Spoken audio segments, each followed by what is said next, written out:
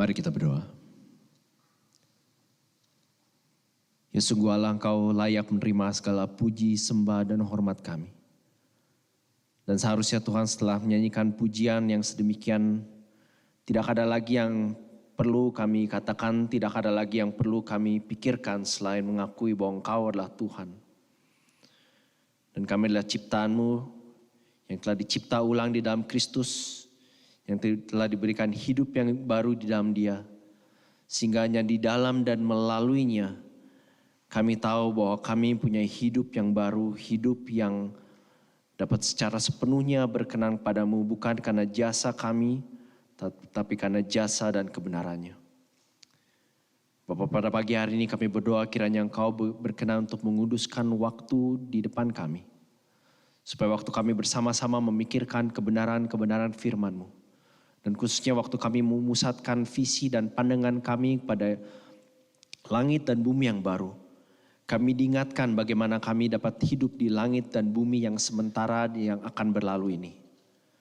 Supaya dengan melihat kepadamu, kami punya pandangan yang real dan benar dan akurat tentang hidup kami. Dan tentang apa yang Kau kehendaki dari kami. Terima kasih Bapa, kami serahkan waktu di depan kami kepadamu. Kiranya Engkau yang telah menghembuskan firman yang hidup ini berkenan sekali lagi bekerja di antara, di tengah-tengah dan melalui kami. Supaya perkataan-perkataan manusia ini boleh menjadi perkataan-perkataan yang hidup. Perkataan-perkataan yang menghidupkan gereja-Mu. Perkataan-perkataan yang memperbarui kami untuk hidup menyenangkan Engkau dan berkenan padamu. Di nama Tuhan Yesus kami berdoa. Amin. Jemaat dikasih Tuhan, dengan tetap bangkit berdiri, mari kita menyimak pembacaan bagian dari firman Tuhan yang akan melandasi khotbah hari ini yang diambil dari Wahyu 21 sampai 22, tapi saya hanya akan bacakan Wahyu 21 ayat yang pertama sampai ke 8. Lalu aku melihat langit yang baru dan bumi yang baru. Sebab langit yang pertama dan bumi yang pertama telah berlalu dan laut pun tidak ada lagi. Dan aku melihat kota yang kudus, Yerusalem yang baru turun dari surga dari Allah yang berhias bagaikan pengantin perempuan yang berdandan untuk suaminya. Lalu aku mendengar suara yang nyaring dari tahta itu berkata, lihatlah, kemah Allah ada di tengah-tengah manusia. Dan ia akan diam bersama-sama dengan mereka dan mereka akan menjadi umatnya dan ia akan menjadi Allah mereka. Dan ia akan menghapus segala air mata dari mata mereka dan maut tidak akan ada lagi. Tidak akan ada lagi perkabungan atau ratap tangis atau duka cita sebab segala sesuatu yang lama itu telah berlalu. Ia yang duduk di atas tahta itu berkata, lihatlah, aku menjadikan segala sesuatu baru dan firman-Nya tuliskanlah karena segala perkataan ini adalah tepat dan benar. Firman-Nya lagi kepadaku, semuanya telah terjadi. Aku adalah Alfa dan Omega, yang awal dan yang akhir. Orang yang haus akan kuberi minum dengan cuma-cuma dari mata air kehidupan. Barang siapa menang, ia akan memperoleh semuanya ini. Dan aku akan menjadi Allahnya dan ia akan menjadi anakku.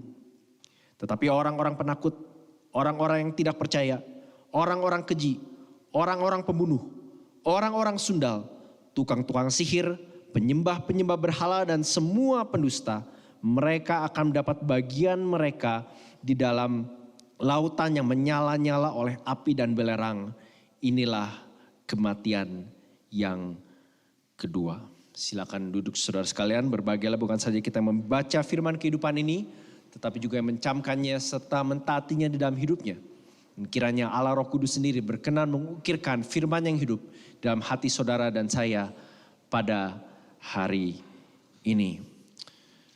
Saudara, kalau saudara punya Alkitab, saya sangat mengencourage saudara untuk membuka ayat-ayat ini, entah di app atau di Alkitab saudara, yaitu dari Wahyu 21 sampai 22. Kalau saudara membayangkan ini adalah ayat-ayat yang cukup padat dan penuh informasi dan kebenaran. Dan di dalam waktu yang singkat kita akan bersama-sama mencoba melihat, belajar dari bagian terakhir, dari kitab terakhir di Alkitab kita. Saudara, apa yang saudara nanti-nantikan? Nah, saya yakin banyak dari saudara dari kita menanti-nantikan sesuatu. Yang kita nantikan bisa sifatnya pendek, bisa sifatnya sementara, bisa sesuatu yang sifatnya sangat-sangat nanti gitu ya. Mungkin saudara mengharapkan setelah saudara lulus gitu ya.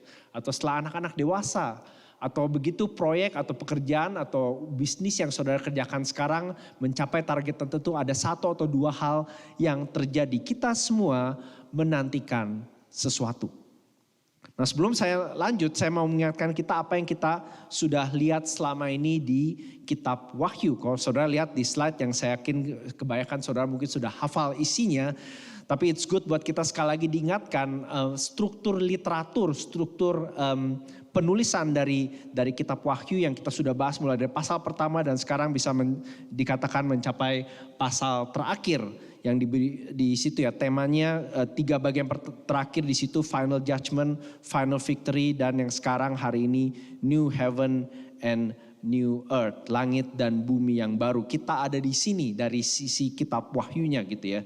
Allah sekali lagi melalui kitab Wahyu memberikan kita semacam revelation, penyataan, menyingkapkan behind the scene, apa yang sedang dia kerjakan, apa yang akan dia kerjakan, dan apa yang kita sebagai jemaat Tuhan, sebagai gereja Tuhan bisa nantikan.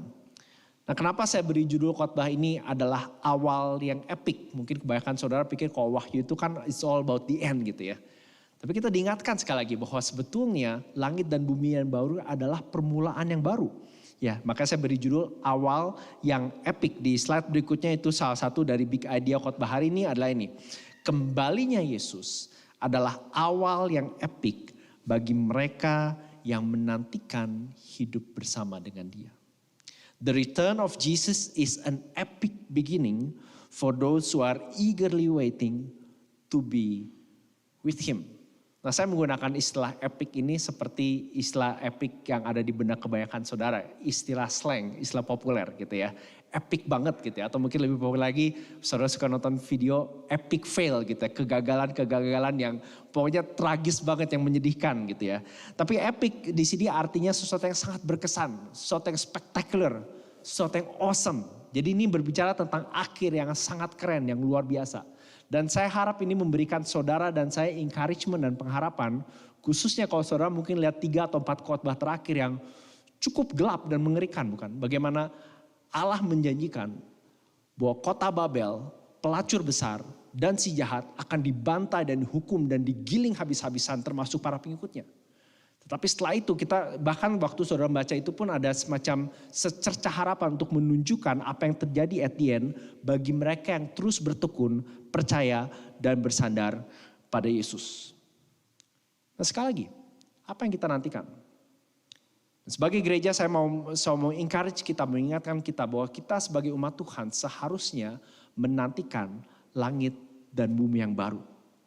Dan kenapa kita perlu menantikan langit dan bumi yang baru? Di slide berikutnya itu cara saya mencoba mengorganize khotbah hari ini. Kita menantikan langit dan bumi yang baru. Why? Why do we look forward to the new heaven and the new earth? Ada 3 alasan. Kita akan menikmati Tuhan sendiri sebagai upah terbesar kita. God as our ultimate, as our greatest, as our final reward.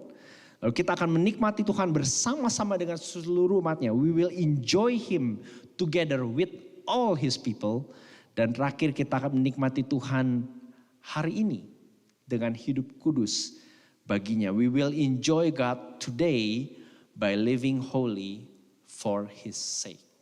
Oke, sekali lagi saya encourage saudara membuka Alkitab dan menyimak ayat-ayat yang saya akan lihat sepintas. Kita akan melihat beberapa big idea yang saya coba struktur di dalam tiga poin tersebut. Yang pertama, kita akan menikmati Tuhan sendiri sebagai upah terbesar kita.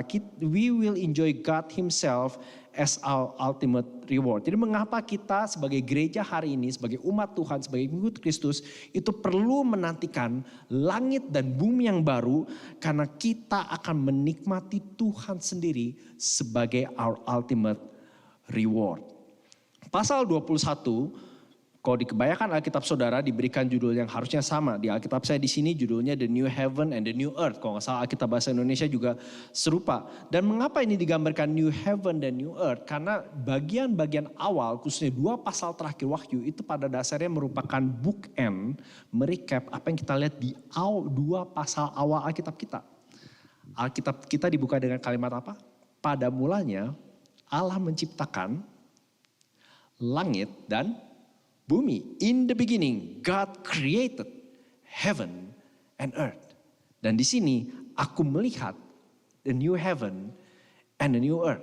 Dan bisa dibilang saudara, plan Allah adalah sebetulnya simple. Kalau plan Allah mau diringkam dalam satu kalimat adalah Allah menciptakan langit dan bumi untuk menjadikan langit dan bumi itu langit dan bumi yang baru.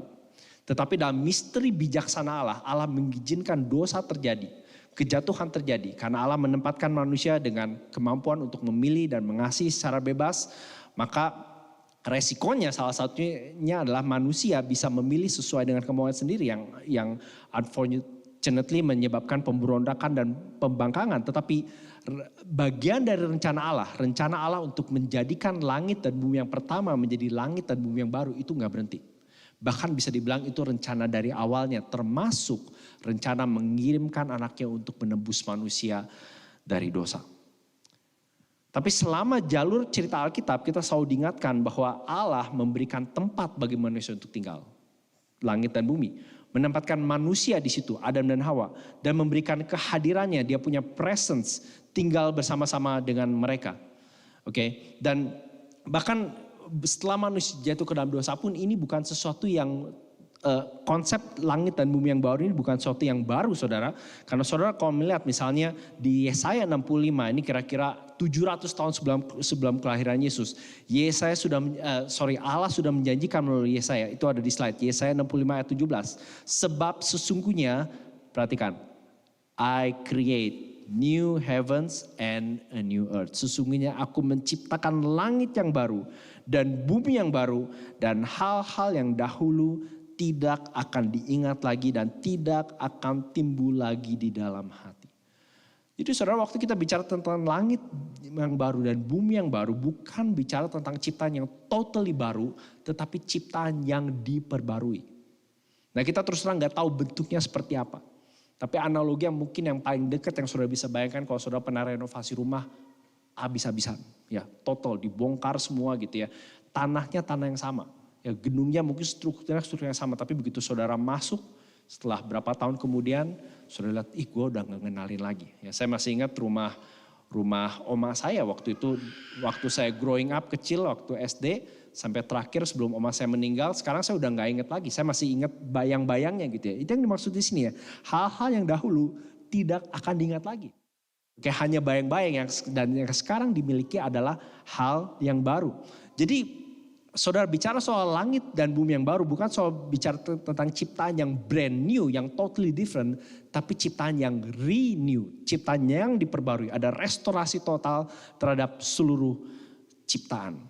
Itu sebabnya kalau saudara perhatikan ada banyak gambaran yang sekali lagi berulang kali pakai bahasa simbolis di sini. Dikatakan di sini langit yang pertama dan bumi yang pertama telah berlalu dan laut pun tidak ada lagi. Ini bukan bicara soal tidak ada laut seperti yang kita lihat laut sekarang. Tapi seperti kita ingat dan lagu tadi sebetulnya you are the king over the storm, over the sea itu adalah bahasa Alkitab. Di bahasa Alkitab khususnya di dalam otaknya orang Ibrani, orang perjanjian lama, Alkitab adalah simbol dari kekacauan. Simbol dari penghancuran, simbol dari segala sesuatu yang melawan Allah.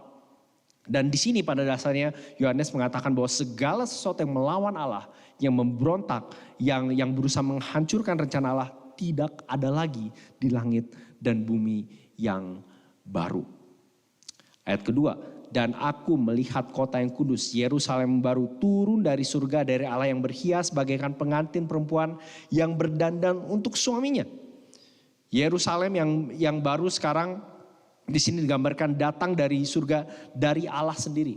Nah, saudara, setiap kali saudara dengar kata surga di Alkitab, saudara perlu ingat bahwa kata surga itu setidaknya punya 2 atau 3 arti. Kata heaven, nah kalau bahasa Inggris antara heaven surga sama heaven langit sama gitu ya, heaven. Jadi heaven bisa atau surga bisa artinya langit, ya langit seperti yang kalau saudara keluar lihat langit. Bisa artinya juga bicara tentang heaven, surga tempat di mana Allah tinggal. Tapi juga bisa bicara tentang seluruh tata surya, kosmos. Jadi kembali lagi Kejadian 1. Pada mulanya alam ciptakan langit dan bumi, bukan bicara planet bumi dan atmosfer yang kita lihat. Tetapi itu adalah cara untuk mengatakan alam ciptakan seluruh tata surya. Sama seperti kalau saudara nunggu, mana dia belum datang, belum nampak batang hidungnya. Tahu ya maksudnya ya? Bukan berarti saudara nungguin batang hidungnya orang muncul gitu ya. Tapi batang hidung dia mewakili keseluruhan eksistensi pribadinya. Ya demikian juga waktu Kejadian 1 ayat 1, pada mulanya alam ciptakan langit dan bumi, itu adalah batang hidung dari seluruh penciptaan. Seluruh tata surya dari ujung ke ujung yang bahkan sampai hari ini pun gak bisa ketemu titik ujung pangkalnya. Dan di sini dikatakan apa yang tadinya tempat di mana Allah tinggal, surga yang kudus, dengan bumi yang kita lihat sekarang itu combine menjadi satu. Dan sekali lagi saudara, ini bukan ide baru. Kita sebetulnya udah pernah lihat ini. We've seen this before. Ya. Waktu penciptaan bukan. Waktu penciptaan dan manusia ditempatkan di Taman Eden, taman itu sebetulnya adalah mini temple, bait kecil. Di mana Allah sudah menghiasi taman itu sebagai the first gardener, seperti tukang kebun yang pertama. Dan Adam yang ditaruh di taman itu seperti dikasih model. Ini loh cara kamu merawat dunia aku ciptakan. Lakukanlah seperti itu. This is how you should look after my earth. Inilah cara kamu merawat duniaku ini. Oke. Dan untuk sementara bahkan saudara tahu gitu ya, waktu sebelum Adam dan Hawa jatuh ke dalam dosa, Tuhan Allah terbiasa untuk berjalan-jalan dan berdialog dengan mereka. Sekali lagi menggambarkan kehadiran Allah di dunia. Tapi unfortunately dengan jatuhnya manusia ke dalam dosa, manusia akhirnya semakin berusaha mencari hidup seperti Allah tapi tanpa Allah. Dan itu yang terjadi di Babel bukan? Dan sekali lagi kalau saudara melihat kontrasnya antara Yerusalem yang baru di situ dikatakan bagaikan pengantin perempuan berdandan untuk suaminya. Kapan kita terakhir dengar kata perempuan di Wahyu? Perempuan Sunda, perempuan pelacur yang juga berdandan, yang juga menarik ya. Yang when I saw her face, now I'm a believer gitu ya. There's no doubt in my mind, aku langsung jatuh cinta sama dia. Dan Yohanes seperti dikasih tahu, salah. Kamu harus lihat wanita yang sesungguhnya. Karena wanita yang itu hanyalah pelacur yang menjual dirinya terhadap berbagai penyembahan berhala. Jadi saudara, waktu kita bicara soal menghabiskan waktu atau tinggal di surga, itu bukan bicara soal kita masuk ke satu tempat namanya surga. Ya. Tapi at the end of the day bicara soal Allah yang datang, Kristus yang datang dengan memperbarui seluruh ciptaan. Jadi sebetulnya nggak 100% akurat saudara waktu bilang Yesus datang untuk menjemput kita. Bukan. Yesus justru datang untuk membawa surga itu datang ke dunia. Seperti yang dikatakan di sini, Yerusalem baru turun dari surga, dari Allah. Oke. Ayat 3. Nah, saya sengaja taruh ayat ini di slide, kalau saudara perhatikan, lihatlah, aku mendengar suara yang nyaring dari tahta itu berkata, lihatlah, kemah Allah ada di tengah-tengah manusia dan apa dikatakan di situ? Ia akan diam bersama-sama dengan mereka dan mereka akan menjadi umatnya dan ia akan menjadi Allah mereka. Sekali lagi saudara, semua hal yang hilang di Taman Eden sekarang dipulihkan. Allah yang tadinya berjalan dan tinggal dan berdialog, berinteraksi dengan manusia face to face, sekarang kembali bersama-sama dengan manusia. Istilah yang sangat indah di situ ya, lihatlah kemah Allah di tengah-tengah manusia.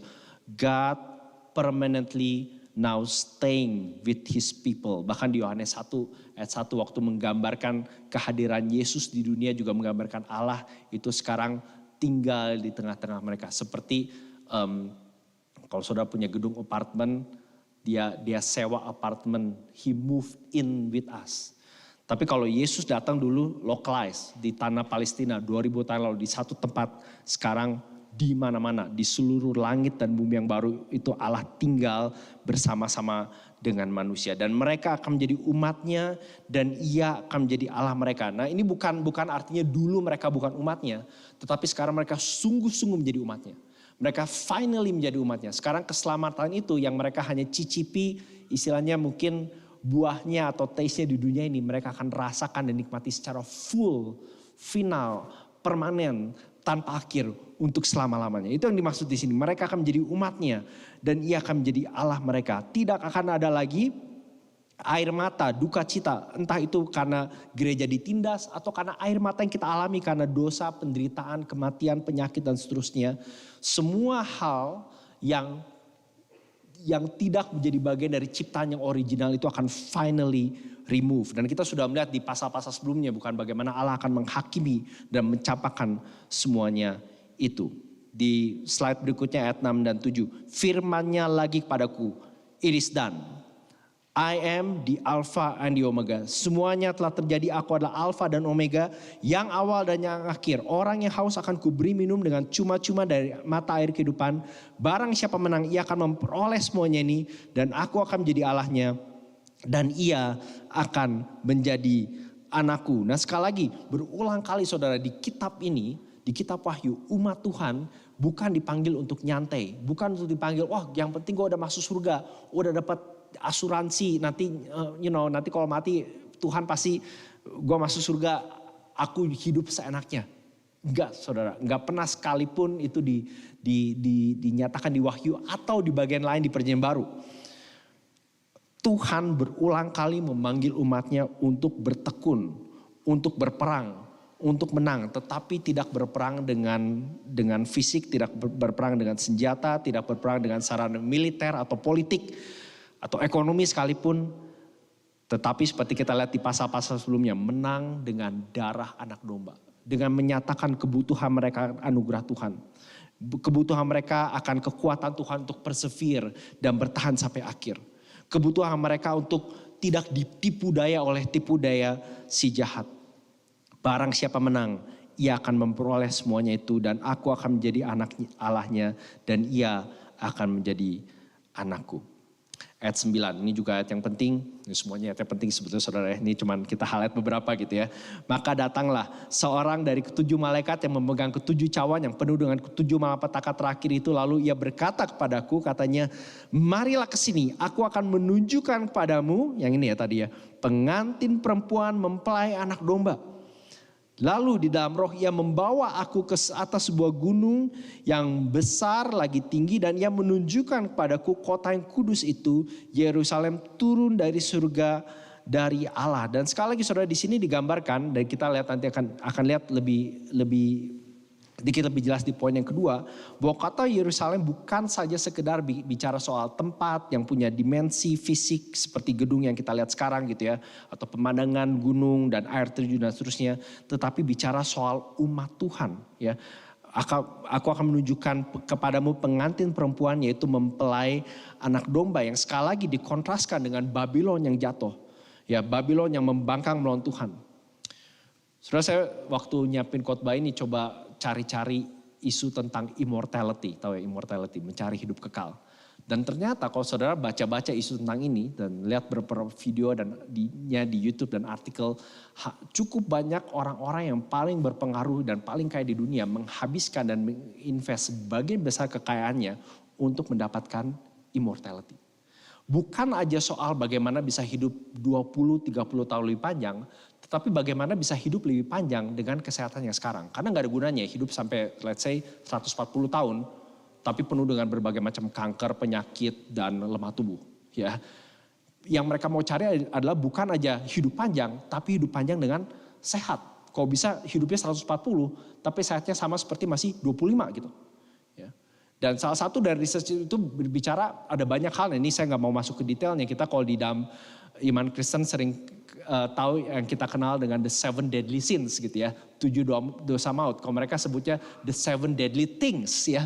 7 hal yang mematikan, dan sama sekali gak ada dosa. Pada dasarnya semua bicara tentang hal-hal, tentang sel, tentang fungsi tubuh yang basically degenerate over time. Nah ini hal-hal yang teman-teman kita yang belajar medical tahu lebih banyak dari saya bisa jelasin sendiri. Pada dasarnya mereka berusaha mencari treatment, obat, cara untuk hidup lebih panjang, sehat, dan tetap bugar. Tapi problemnya berulang kali saya baca, at least yang saya tahu, yang saya baca dan saya tonton gitu ya. Mereka pada dasarnya mencoba hidup panjang tanpa Tuhan. Hidup panjang di dunia ini, di dunia akan berlalu di langit dan bumi yang usang, kalau boleh dibilang, tapi tanpa Tuhan.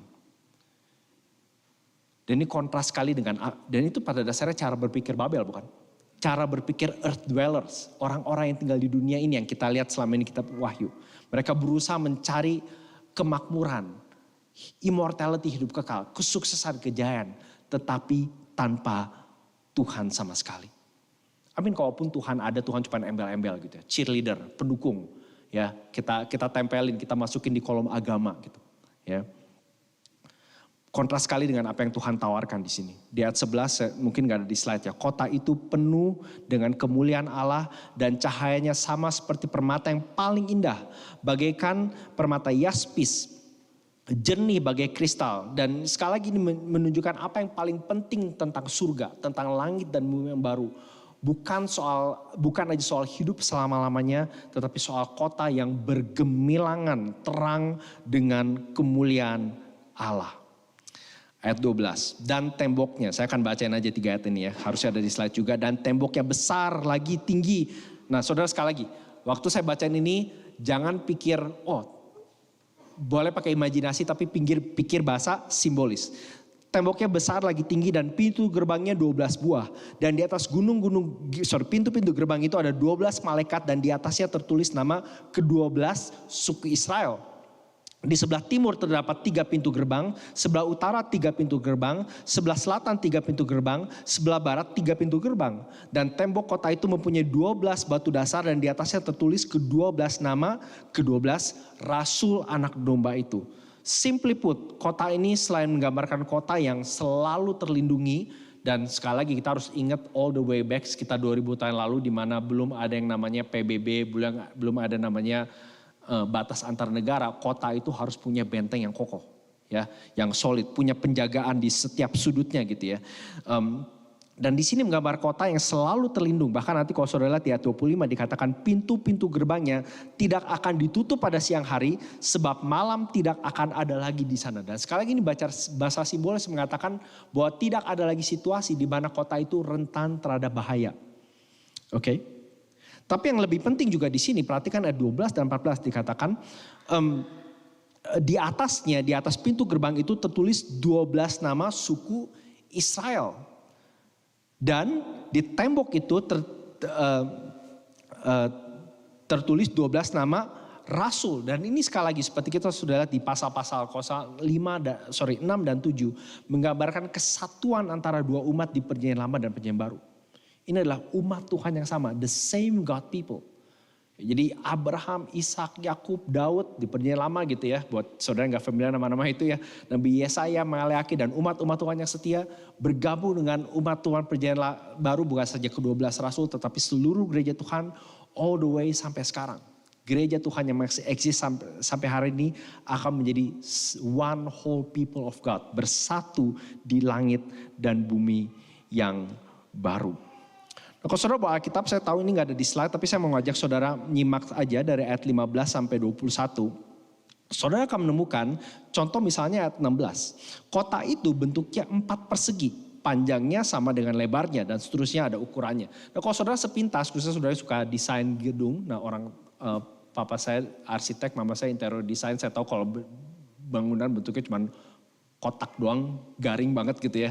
Kayak so boring, kenapa bentuknya nggak lebih dinamis seperti kita lihat di film-film superhero atau film-film fantasi gitu ya. Kenapa nggak digambarinya kayak Rivendell gitu ya.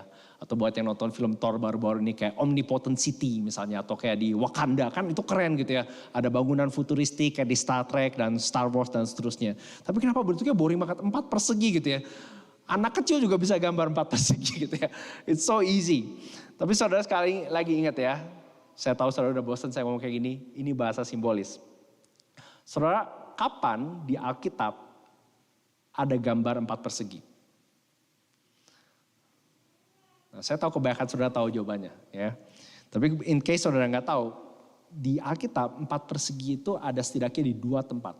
Nah ini ada di slide-nya, kalau saudara lihat kemah perjanjian bangsa Israel, harusnya ada gambarnya di slide.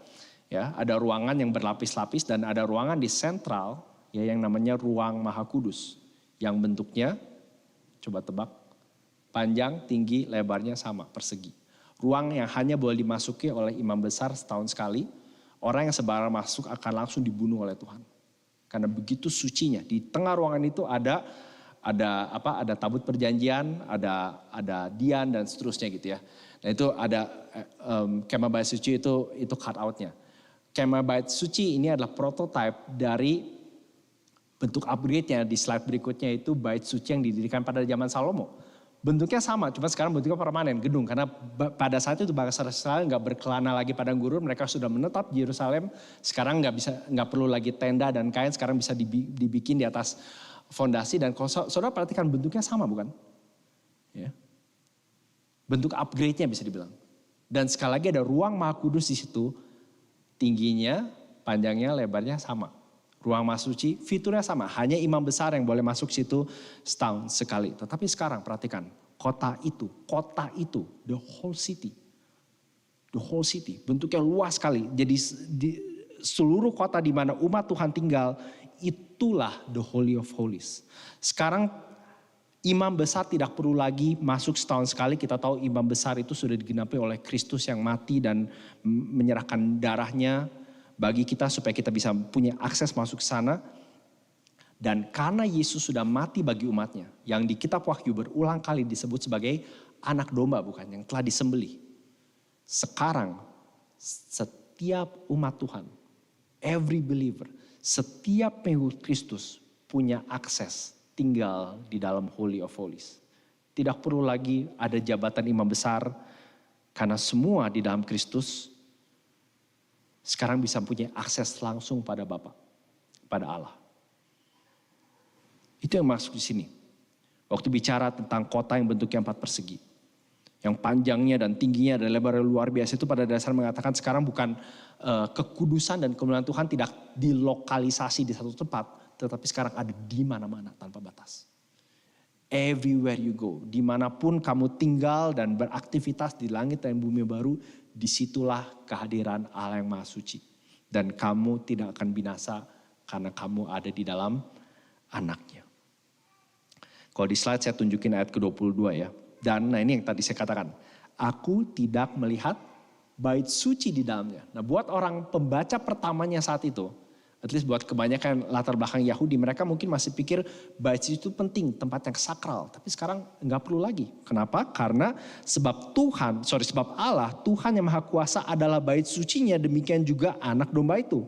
Dan kota itu tidak memerlukan matahari dan bulan untuk menyinarinya, sebab kemuliaan Allah meneranginya, dan anak domba Allah itu ialah lampunya. Bait suci saudara adalah tempat di mana Allah hadir. Dan sekarang Allah hadir tidak di satu tempat tertentu tapi di mana-mana dan dapat diakses, dapat ditemui secara langsung.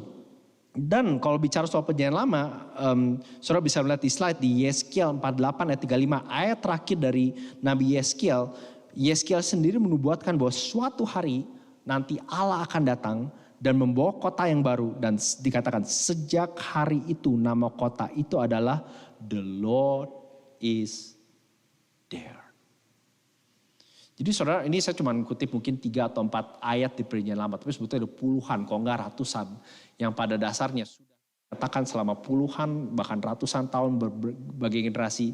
Di akhir kitab Wahyu ini sepertinya, kalau saudara suka nonton film gitu, Easter egg gitu ya, semuanya bermunculan gitu. Ini hal-hal kecil yang kita sudah baca, sudah lihat, sekarang menemukan finalitasnya di langit dan bumi yang baru, di mana kemuliaan Allah itu menggantikan kemuliaan segala sesuatu. Bahkan di sini gambarkan kemuliaan Allah menggantikan kemuliaan matahari. Ya, di sini dunia kita ini bisa eksis, bisa saudara bisa berkarya, bisa makan, bisa bahkan menjalankan berapa di equipment yang saudara miliki adalah karena ada tenaga surya, tenaga matahari, bukan? Dunia kita sangat bergantung pada matahari. Dan yang mau dikatakan di bagian ini adalah sama seperti dunia yang lama bergantung pada matahari untuk hidup dan survive. Demikian juga dunia yang baru bergantung sepenuhnya pada Allah Yahweh untuk terus berlangsung. Kota itu tidak memerlukan matahari dan bulan untuk menyinarinya sebab kemuliaan Allah meneranginya dan domba itu adalah lampunya. Yang berikutnya, sekali lagi ini masih bicara soal, sekali lagi ya, surga itu bukan bicara soal tempat di mana, bukan hanya tempat di mana kematian, gak ada air mata, tapi tempat di mana Allah ada gitu ya. Di mana kita bisa bersama-sama dengan dia. Bahkan di ayat 24 di slide di 24 26 saya yakin di ICC kita udah sering kutip ayat ini gitu ya. Bangsa-bangsa akan berjalan dalam cahayanya dan raja-raja di bumi membawa kekayaan mereka padanya. Ayat 26. Dan kekayaan dan hormat bangsa-bangsa akan dibawa kepadanya.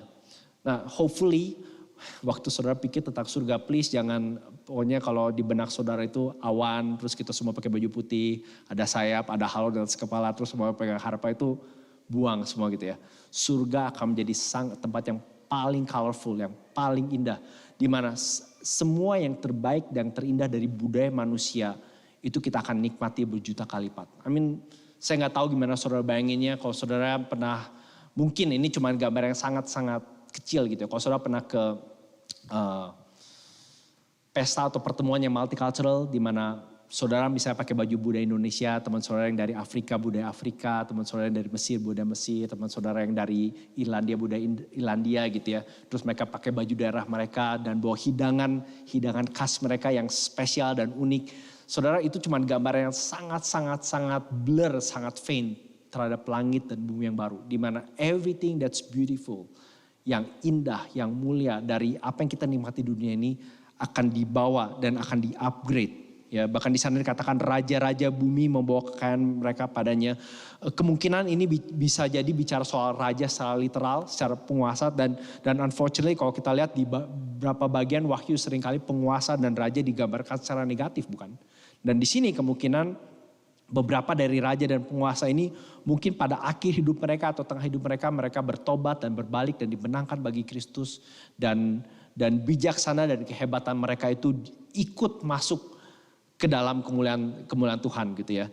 Ikut menyanyikan kemuliaan dan kebesaran Tuhan. Dan sekali lagi fokusnya adalah menikmati Tuhan sebagai the ultimate reward. Saudara, saya mau ulang lagi slide yang tadi saya tampilin di awal ya. Kembalinya Yesus adalah awal yang epik bagi mereka yang menantikan hidup bersama Dia. The return of Jesus is an epic beginning for those who are eagerly waiting to be with Him. Saya yakin di sini saudara entah pernah berlibur atau sedang berlibur atau berharap saudara sedang berlibur gitu ya. Apalagi zaman sekarang kalau tinggal buka Facebook atau Instagram, lihat saudara kan asik banget gitu ya. Ke Paris, ke Jepang, udah itu close up lagi foto makanannya. Aduh, I wish I was there gitu ya.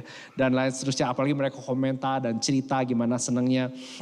Nah saudara, saya harap waktu kita melihat ini, walaupun hanya secara simbol, hanya secara samar-samar, secara bayang-bayang, kita diberikan semacam visi untuk menantikan sesuatu yang so much better.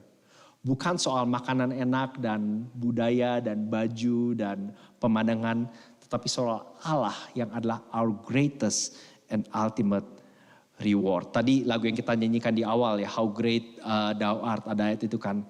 And I shall bow in humble adoration and then proclaim, my God, how great Thou art. Karena terkabulah, saya suka terjemahan Indonesia sebetulnya yang tadi kita nyanyi. Terkabulah yang kurindukan, yang selama ini kurindukan waktu aku melihat Engkau, Tuhanku akbar. Melihat Engkau, Tuhanku yang besar. Saudara, kita menantikan langit dan bumi yang baru karena kita akan menikmati Tuhan sebagai our ultimate treasure, sebagai kebaikan yang tertinggi. Yang kedua, kita akan menikmati Tuhan bersama, kita juga menantikan langit dan bumi yang baru karena kita akan menikmati Tuhan bersama-sama dengan seluruh umatnya. We will enjoy God together with all His people. Saya akan bacakan saja ayat yang saudara lihat di ayat 1 ya, dikatakan ada sungai air kehidupan dan seterusnya, ada pohon kehidupan yang berbuah 12 kali. Sekali lagi kita diingatkan pohon kehidupan yang ada di Taman Eden. Ya sekarang muncul lagi di situ gitu ya. Saya mulai baca dari ayat 3. Maka tidak akan ada lagi laknat atau tidak akan ada lagi apapun yang telah dikutuk di bawah dosa dan kematian. Tahta Allah dan tahta anak domba akan ada di dalamnya dan hamba-hambanya akan beribadah kepadanya. Nah catatan samping saudara, ini hamba-hambanya jangan misunderstand, jangan pikir ini cuma pendeta, misionaris, orang-orang punya titel tertentu. Ini hamba-hambanya semua kita gitu ya. Semua kita yang telah menyerahkan diri untuk hidup dan mengikuti Kristus. Hamba-hambanya, His servants. Dan mereka akan, perhatikan, melihat wajahnya. Mereka akan melihat wajahnya face to face. Dan namanya akan tertulis di dahi mereka. Kita ingat bukan parodinya buat mereka yang mengikuti si jahat. Mereka juga punya nama, mereka juga punya tanda. Tetapi bukan nama dan tanda si anak domba atau Allah Yahweh. Ya sekarang namanya terus dahi mereka pada dasarnya menggambarkan you are mine. Ya kalau saudara misalnya yang saya tahu ada beberapa sih tato gitu ya. Misalnya saudara cowok gitu, terus ada tato Maria. Yes. Wah, kalau saudara punya teman cowok ada tato Maria, saudara tanya, ini siapa? Istrimu ya? Bukan gitu ya. Oh, apa Maria mamamu? Bukan juga. Maria kenapa? Aku suka aja Maria gitu, nggak mungkin ya. Maria itu whoever that is pasti someone yang dekat dengan kita, betul nggak? Someone yang kita hargai, yang kita cintai gitu ya. Dan di sini Allah akan istilahnya mentato kita dengan namanya. Artinya engkau adalah milikku seterusnya dan selamanya. Oke. Ya, namanya akan tertulis di dahi mereka. Malam tidak akan ada lagi di sana dan mereka tidak memerlukan, ini tadi kita udah lihat ya, cahaya lampu dan cahaya matahari, sebab Tuhan Allah akan menerangi mereka dan mereka akan memerintah, perhatikan, sebagai raja untuk selama-lamanya. Saudara, ini satu gambaran yang indah seperti di langit dan bumi yang baru. Kita one day, I think tadi kita nyanyikan juga, we will reign with him. Saya nggak tahu bentuknya seperti apa, tapi yang I think it's safe to say bahwa nanti di langit dan bumi yang baru ada semacam jenjang, ya. Mungkin saya, again, don't quote me on this, ini cuma imajinasi liar saya gitu ya. Mungkin ada yang nanti jabatannya camat, bupati, ya, pembersih jalanan. Pembersih jalanan surga mending ya saudara daripada jadi raja di neraka gitu kan. Pembersih jalanan gitu ya, atau bagian distribusi, administrasi. Saya nggak tahu di sana butuh atau enggak gitu. Tapi ada banyak hal yang kita lakukan. Tapi poinnya adalah kita akan ada bersama-sama dengan umatnya di struktur pemerintahan yang baru di mana tidak ada lagi dosa dan penderitaan. Kalau saya boleh ajak saudara imajinasi gitu ya. Di sini kita kebanyakan kenal satu sama lain, tapi bayangkan kalau saudara keluar di sini di kota Melbourne yang katanya salah satu kota terbaik di dunia. Dan saudara kenal everyone. Like everyone saudara kenal. Saudara ke toko kopi, saudara bukan kenal, oh ya itu si barista yang itu lucu tuh, ganteng. Gak kayak gitu. Saudara tahu sejarah hidupnya, saudara tahu latar belakangnya, saudara apa. Dan dia juga tahu saudara.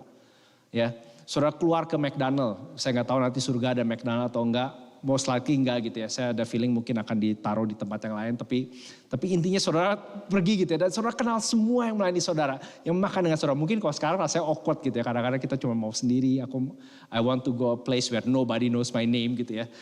Tapi di sini semua mengenal satu sama lain. Dan itu adalah sekali lagi cuma gambaran imajinasi liar saya langit dan bumi yang baru. Di mana kita akan berinteraksi bersama-sama dengan seluruh umatnya. Menikmati Tuhan selama-lamanya. Dan itu membawa kita ke bagian terakhir. Bukan saja kita akan menikmati Tuhan sebagai kebaikan yang tertinggi, menikmati Tuhan bersama-sama dengan seluruh umatnya, saudara kita juga bisa looking forward to atau mengharapkan langit dan bumi yang baru. Karena kita akan menikmati Tuhan today, hari ini, dengan hidup kudus baginya. Saudara, ada banyak hal yang menarik di bagian ini mulai ayat 6-21, tapi hanya karena waktu saya akan highlight beberapa saja. Intinya di bagian terakhir ini, Yohanes dan pembacanya, dan kita yang hidup di abad 21 diberikan di satu pihak encouragement, tapi juga warning. Encouragementnya adalah dorongan untuk hidup kudus. In fact kalau saudara perhatikan, kalau nggak salah mulai pasal 22, 5 kali pembacanya itu dipanggil untuk hidup kudus dengan berbagai macam cara. Nah saudara yang pintar di rumah cari sendiri gitu ya. Saya kasih contoh ayat 11. Barang siapa yang berbuat jahat, biarlah ia terus berbuat jahat. Barang siapa yang cemar, biarlah ia terus cemar. Cemar itu artinya kotor, ini kayak saudara gak tahu gitu ya. Barang siapa yang benar, biarlah ia terus berbuat kebenaran. Barang siapa yang kudus, biarlah ia terus menguduskan dirinya. Sesungguhnya aku datang segera. Dan aku membawa upahku, perhatikan, untuk membalaskan kepada setiap orang menurut perbuatannya. Ini sekali lagi encouragement dan warning. Kita di-encourage untuk hidup kudus, berkenan pada Tuhan, sebagai umat Tuhan, sebagai orang yang sudah ditebus oleh Kristus. Karena upahnya adalah kita akan menikmati dia selama-lamanya. Tapi seolah dia mengatakan kalau engkau mau tetap hidup dalam dosa, dalam kejahatan dan kecemaran, go. Ya. Do what you like. Tapi kamu pun akan menerima upahnya. Saya nggak tahu ada di slide atau enggak, ayat 17 di slide berikutnya ada nggak ya? Thank you. Roh dan pengantin perempuan itu berkata, marilah. Dan barang siapa yang mendengarnya, hendaklah ia berkata, marilah. Dan barang siapa haus, hendaklah ia datang. Dan barang siapa mau, hendaklah ia mengambil air kehidupan dengan cuma-cuma. Saudara, saya nggak tahu perasaan saudara gimana, tapi perhatikan, ini hanya 3 atau 4 ayat sebelum kitab ini selesai. Tapi bahkan sampai momen-momen terakhir, setelah Allah menyatakan penghakimannya, penghukumannya, finalitas setiap orang berdosa pun sampai kalimat terakhir, orang berdosa masih tetap dipanggil untuk bertobat. Ya. Alangkah graciousnya, alangkah penuh belas kasihannya Allah kita. Sampai kalaupun saudara di sini merasa, aku udah gak ada lagi, aku udah di point of return, masih ada panggilan. Marilah, come. Perhatikan, yang memanggil bukan saja roh, tetapi gereja, pengantin perempuan itu berkata, marilah. Minggu lalu salah satu rekan pelayanan saya yang menjadi pendeta di Point Cook dipanggil Tuhan. Dan saya masih ingat waktu beberapa tahun lalu pergi ke gerejanya, dia akan di kebaktian itu akan di Scotts hari Rabu ini kalau nggak salah. Dia bilang kira-kira seperti ini, prinsip pelayanan saya adalah vision drives mission. Visi mendorong misi. Dan saya harap pasal-pasal sebelumnya memberikan kita semacam visi, bukan inilah langit dan bumi yang baru. Dan instead of membuat gereja itu nyantai-nyantai tidak mempedulikan orang berdosa, perhatikan, roh dan pengantin perempuan itu berkata, come, marilah. Dan barang siapa yang mendengar hendaklah ia berkata, marilah. Dan barang siapa haus hendaklah ia datang. Barang siapa mau hendaklah ia mengambil air kehidupan. Immortality dengan apa? Perhatikan, cuma-cuma. Kalaupun besok orang bisa hidup sampai 150 tahun dengan kebugaran seperti mereka umur 15 tahun. Saya cukup yakin harganya mahalnya bukan main. Mungkin di dunia ini hanya 0,02% bisa akses obat atau treatment seperti itu. Tapi di sini Yesus menjanjikan, hendaklah ia datang, barang siapa mau. Hendaklah ia mengambil air kehidupan dengan cuma-cuma, free of charge. Slide berikutnya. Ia yang memberi kesaksian tentang semuanya ini berfirman, ya aku datang segera. Waktu dikatakan aku datang segera, saudara mungkin komplain. Wah, ini kan ditulis 2000 tahun lalu. Mana segeranya? Segera mah gak 2000 tahun, Bo, gitu ya. Kita 20 menit aja gak tahan buat nunggu. Tapi poinnya mau dikatakan adalah ini. Setelah ini gak ada yang lain. Ini adalah the final phase of history. Setelah Yesus naik ke surga, saudara gak perlu nunggu nabi, dukun, tokoh populer datang kedua kali untuk mengadakan pembaruan. Aku datang segera, artinya begitu aku datang, there's nothing else. Begitu aku datang, seperti kita lihat di slide berikutnya, begitu Yesus kembali, itu either adalah awal yang epic bagi mereka yang menantikan hidup bersama dengan Dia.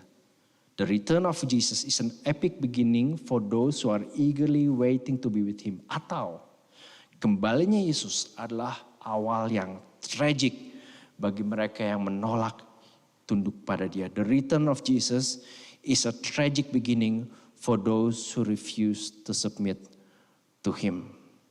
Saudara, nanti lagu yang akan kita nyanyikan setelah ini mengatakan seperti ini.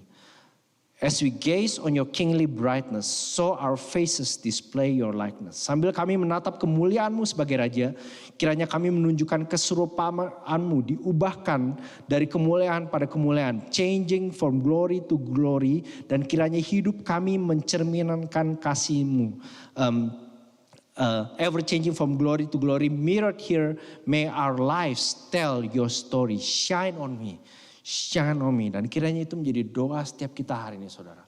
Yesus, bersinarlah padaku, karena slide terakhir sekali saya akan tutup. Saudara, semakin saudara dan saya menantikan langit dan bumi yang baru bersama dengan Tuhan, semakin dalam kita menikmati hidup bagi Tuhan di bawah langit dan bumi yang akan berlalu. The more we look forward to be with the Lord in the new heaven and earth, the more we enjoy living for Him under the passing heaven on earth. Jadi saudara, apa yang engkau nantikan? Mari kita berdoa. Ya Tuhan, kiranya setiap dari kami yang mendengarkan firman ini kedapatan menantikan langit dan bumi yang baru. Bukan untuk melarikan diri dari penderitaan dan kesulitan dan problem hidup kami saat ini. Bukan untuk berpura-pura bahwa hidup kami tidak punya masalah. Bukan untuk Apapun itu yang buat kami mengabaikan penderitaan dan kesulitan dan dosa sementara ini. Tetapi karena di situ ada Engkau. Di situ ada tahta Allah dan tahta anak domba. Di situ ada umat-Mu yang telah ditebus dan dimerdekakan. Dan di situ ada pemerintahan-Mu yang kekal dan absolut dan final untuk selama-lamanya. Biarlah itu menjadi pengharapan setiap kami. Demi nama Tuhan Yesus kami berdoa. Amin.